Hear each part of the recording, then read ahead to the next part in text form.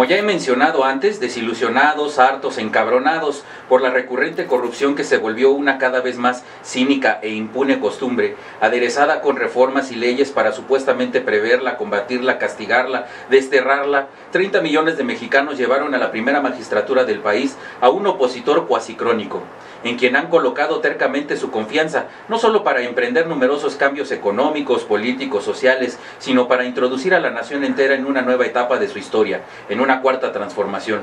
que acabaría con pobreza, inseguridad, rezago educativo, desigualdad y todo tipo de injusticia, heredada, según el dogma pejista, por los regímenes que le han precedido, por la mafia del poder, por los conservadores, los fifís y una sarta más de enemigos internos. Luego de una fina defensa de su profeta desarmado, a través de las redes sociales, poco a poco propios y extraños van cayendo en razón, y con mayor o menor espanto, sorpresa y racionalidad, van aceptando o reafirmando que la anunciada ascensión de un régimen populista, autoritario, crecientemente dictatorial y contrario al Estado de Derecho va colándose entre el entramado democrático. Va minando lenta pero sostenidamente a los contrapesos del Poder Ejecutivo y delinea el perfil de sus contendientes, del enemigo interno, de él o de los opositores a su plan de regeneración, más bien de regresión, atropellando sin disimulo a la Constitución misma y a toda institución que de ella emana. Poseedor del apoyo de millones de mexicanos y su hartazgo del pasado, indignados, llenos de ilusiones de cambio mágico, providencial, aparece por todas partes el actor omnipresente y omnisapiente todopoderoso, sin contrapeso alguno. El que tiene información diversa mediante la que decida su antojo sobre cuestiones públicas que, por cierto, están estancadas, ya que nadie más puede proponer soluciones para resolverlas. Reina a sus anchas, quien dice, se contradice y luego niega tajantemente haberlo afirmado. El pastor de almas bellas, que sigue sosteniendo que la reconciliación se impondrá sobre el castigo y que los cambios sociales serán automáticos con la aplicación de sus aún imprecisos programas sociales. Violador de la división de poderes, manipulador de los principios de legalidad, de certeza jurídica e intérprete de nuestro débil Estado de Derecho. ¿Se trata de un ignorante, de un cínico o de un prohombre que realmente dará perfeccionamiento a nuestra historia? Pero, ¿qué ha sido lo que ha llevado a que esta nueva realidad tan contradictoria y amenazante cobre carta de naturalización en el país entero? Que la o las oposiciones dejen hacer y dejen pasar casi sin una reacción significativa que cuestione o frene lo que viene sucediendo desde la cima misma del poder en México, y que las encuestas determinen que una mayoría ciudadana avala hasta con fanática insistencia y persistencia.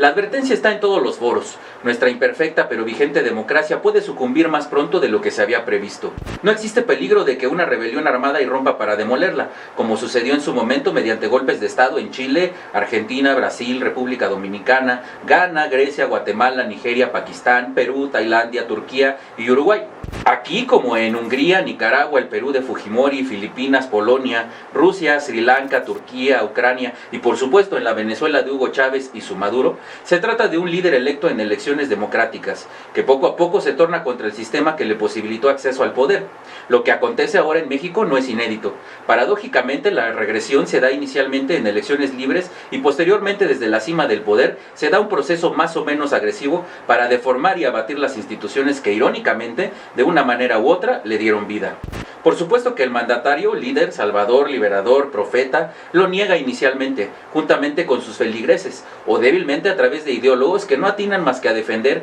y hacer más evidente las intenciones abolicionistas, ya que crecientemente y con cada vez menos disimulada ferocidad, se va dando un abierto rechazo o debilitamiento de la aplicación de las reglas democráticas y de la legalidad que la fundamenta. Se avala y hasta se incita a la violencia como lo más propicio para deslegitimar a todos sus oponentes o simpatizantes. Lenta pero paulatinamente se van restringiendo libertades a los medios de comunicación, sobre todo a los críticos, mediante una estrategia de la comunicación soy yo. Un elemento más en ese contexto, los partidos de oposición van claudicando o guardando un sospechoso silencio de complicidad o de claudicación.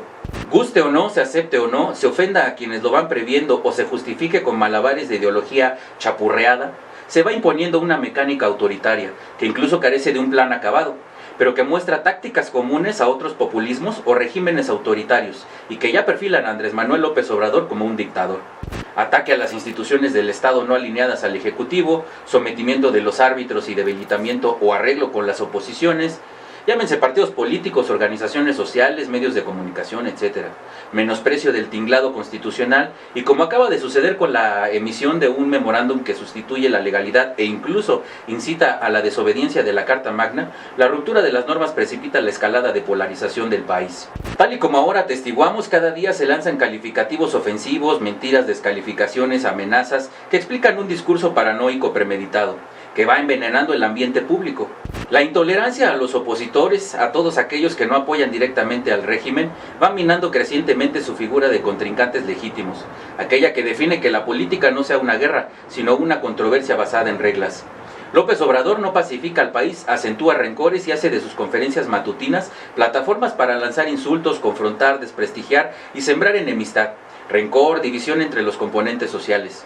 Con toda esta acción múltiple de desmantelamiento democrático, de desvaloración de la vida y de las estructuras democráticas, cuando las graves problemáticas sociales o la inseguridad no se han resuelto más allá de lo discursivo como en otros lugares donde se ha asentado el autoritarismo y los populismos, se van arraigando las condiciones para la perpetuación del líder llamado a hacer historia y para hacer saltar en pedazos el sistema político aún operante. Andrés Manuel López Obrador, ya sea bien asesorado o por sus propios vuelos, se sigue comportando como un líder que logró conformar un partido político que actualmente necesita fortalecerse, extenderse profundamente y asegurar permanencia entre el ánimo de sus miembros y votantes en general, para continuar gobernando en todos los ámbitos de gobierno en el país. Su comportamiento muestra que tiene la firme convicción de ser todo un líder, religioso, empresarial, militar, social, académico y político, entre otros. Los millones de sus seguidores más ávidos de pertenencia a un nuevo partido que consiguió desplazar incuestionablemente a los viejos partidos políticos del México del siglo XX,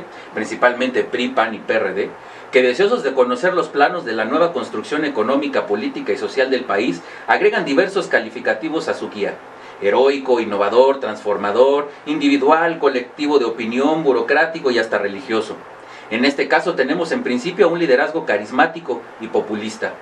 Poco a poco se va conociendo a quien de una forma u otra se considera el conditiero o mercenario de la nueva nación mexicana, conductor, integrador, articulador, conocedor y protector de sus seguidores, quienes quieren en él a costa incluso del ridículo, puesto que le tienen fe y confianza para regir los destinos. Su, por cierto más de forma que de fondo, intromisión en los terrenos del discurso religioso evidencian la ambición de sus miras. De esa fe popular y de la capacidad política que mostró durante su larga campaña, nace la autoconcepción del presidente, quien hasta ahora cuenta con el apoyo casi irrestricto de sus seguidores y toma decisiones que influyen en ellos y gobiernan hasta ahora su conducta. Es probable que, en su ampliada en el tiempo preparación académica, López Obrador haya conocido la definición de carisma planteada por Max Weber, quien delimitaba esta cualidad en una persona a la que se le trata como si estuviera dotada de energías o habilidades sobrenaturales, sobrehumanas o excepcionales, consideradas de origen divino, por lo que el individuo que las posee es tratado como líder. En su caso, su liderazgo se trata más bien de su trayectoria de vida,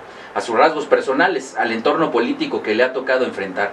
al proyecto contestatario que tanto impacto logró a través de redes sociales, a contar con seguidores que compartan su propuesta y a la acción política que consiguió ir modelando mediante su partido Morena. Por lo pronto, su punto fuerte ha venido transformándose en riesgo de transformarse en su punto más débil: sus seguidores. AMLO requiere de ellos para crear redes de personas con las que pueda contar. El éxito de un líder depende de su habilidad para construir una base de seguidores leales y capaces. López Obrador pareciera lo ha conseguido, pero ha caído en la fuerte tentación y acción de menospreciarlos, de ningunearlos, de corregirlos en público, de ni siquiera acordar con la mayoría y de exigirles resultados prácticamente por lo que va delineando en sus conferencias mañaneras.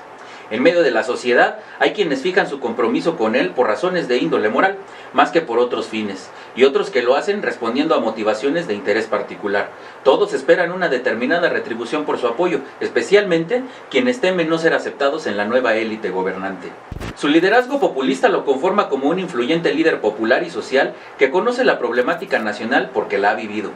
El pueblo lo reconoce como uno de los suyos, lo sigue y lo defiende de sus detractores. Sus propuestas son claras, simples y su lenguaje es coloquial. Su principal bandera es la justicia social, acabando con los vicios del sistema que concentra la riqueza en unos cuantos, que viven a expensas del sacrificio del pueblo. El liderazgo político de López Obrador en Morena centraliza la toma de decisiones de una manera tan sutil que parece que es producto del consenso, cuando por lo general obedece a los designios del líder, quien además ha tenido la habilidad de evitar la disidencia y la oposición interna. Con todo, por su lamentable comportamiento con los sucesos violentos en Minatitlán, el imparable aumento de la violencia y la inseguridad en todo el país, su maltrato a los opositores, la baja de presupuesto a las guarderías infantiles, la suspensión de apoyos a mujeres maltratadas y la falta de expectativas de crecimiento en el Producto Interno Bruto para este año, se detecta ya una baja de la popularidad de Andrés Manuel López Obrador. Andrés Manuel, luego de ganar la presidencia tras 18 años de campaña ininterrumpida, puede llevar a México a un infierno y no al paraíso que tiene prometido al pueblo sabio. Cada día se pueden conocer contradicciones y comportamientos que pintan al presidente como un autoritario, intolerante y cretino. Se empieza a sospechar por sus propios partidarios que nos está conduciendo a la dictadura, al derrumbe del Estado de Derecho, a un desplome económico y a vivir en medio de la criminalidad, de la violencia, de la inseguridad, donde los capos serán los dueños del territorio y México será entonces un Estado mafioso. México no es Morena, ni los mexicanos en su inmensa mayoría somos militantes de ese partido, que endiosa a un ser humano que poco a poco va mostrando su incapacidad y mala conciencia, aunque se compare con la divinidad misma. Sigue nuestras redes en Alterno 180. Espero tus comentarios.